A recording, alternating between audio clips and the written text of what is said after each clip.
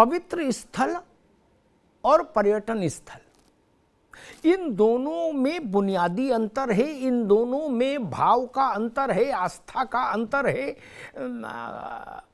कार्य व्यवहार का अंतर है, आचरण का अंतर है। और ये अंतर हम सबको सीखना समझना चाहिए।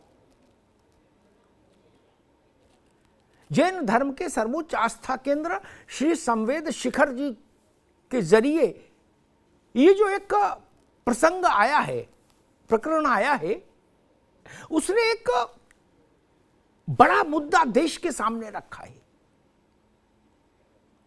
अगर जैन धर्म को मानने वाले असंख्य लोग उस पवित्र स्थल को, जहां उनके अधिकांश तीर्थंकरों ने निर्वाण प्राप्त किया, पवित्र स्थल के रूप में बनाए रखना चाहते हैं, उसकी मान्यता, तो किसी सरकार को यह हक कैसे हासिल हो सकता है कि वो उसको पर्यटन स्थल घोषित कर दे?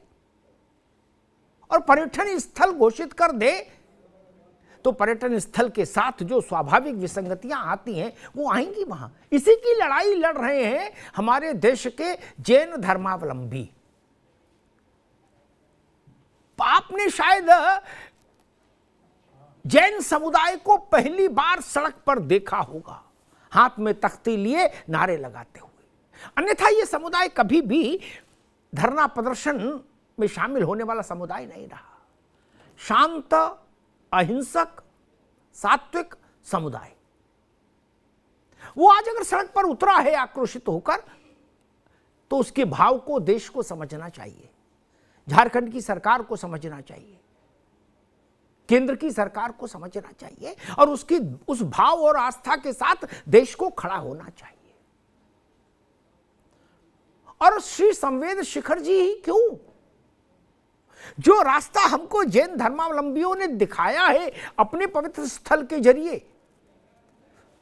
मैं तो कहूंगा अयोध्या, मथुरा, काशी